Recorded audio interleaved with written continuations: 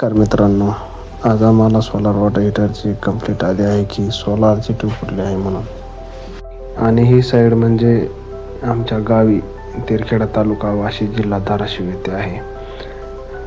मग काय आम्ही आमचे दुसऱ्या साईडवरचे काम आटोपून लगेच सोलारची ट्यूब बदलण्यासाठी निघालो. मग काय आमची चेतक तयारच होती. इलेक्ट्रिक चेतक घेऊन आम्ही निघालो. आणि आज शिवजयंती असल्यामुळे आमच्या लक्षात आले की आज फटाके खूप वाजवण्यात आले असतील. आणि फटाके जिथे वाजत होते तिथून आपले सोलार वॉटर हीटर हे फक्त जवळपास 250 ते 300 फुटावरती बसवले होते. मग काय त्या तोफ्याचा दगड आपल्या सोलारवरती आलाच असेल आणि सोलारची ट्यूब फुटली असेल.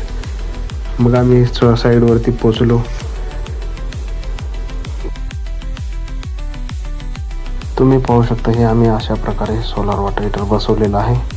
हे सोलार सोल्युशन या कंपनीचे म्हणजेच आम्ही आमच्या ब्रँडनं बनवून देतो. आमच्या लक्षात आलं की हे फटाक्यामुळेच फुटलेली होती. तुमची पण अशी ट्यूब फुटली आहे का? कमेंट करून नक्की सांगा.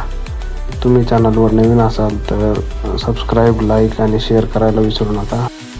आता आपण ही पहिली फुटलेली ट्यूब काढून घेणार आहोत. काढताना काच लागू नये याची काळजी घ्यावी लागते.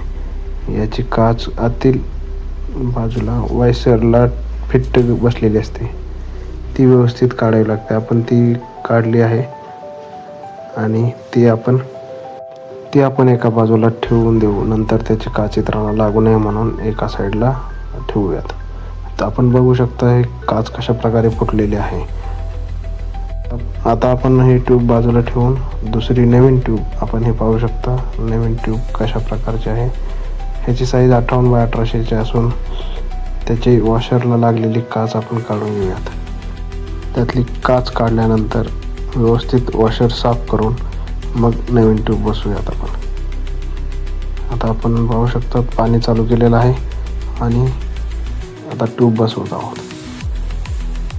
ट्यूब बसवताना काळजी घ्यावी लागते, नाहीतर ती फुटण्याचे चान्सेस असतात. आता आपण हे वॉशर बसवून आपली ट्यूब व्यवस्थितपणे बसवली आहे. आणि आता आपण पाणी चालू करूयात, म्हणजे टाकीमध्ये पाणी भरलं जाईल. अशा प्रकारे आपण हे सोलार वॉटर हीटरची ट्यूब बसवलेली आहे. तुम्ही पाहू शकता हे 250 लिटरचं सोलार असून याला 25 ट्यूब येतात. ह्याची ट्यूबची साईज 58 बाय 1800 असते. वेगवेगळ्या कंपनीची वेगवेगळी साईज मिळते याच्यामध्ये. आपण पाहू शकता हे 250 लिटरचं सोलार वॉटर हीटर आहे. धन्यवाद.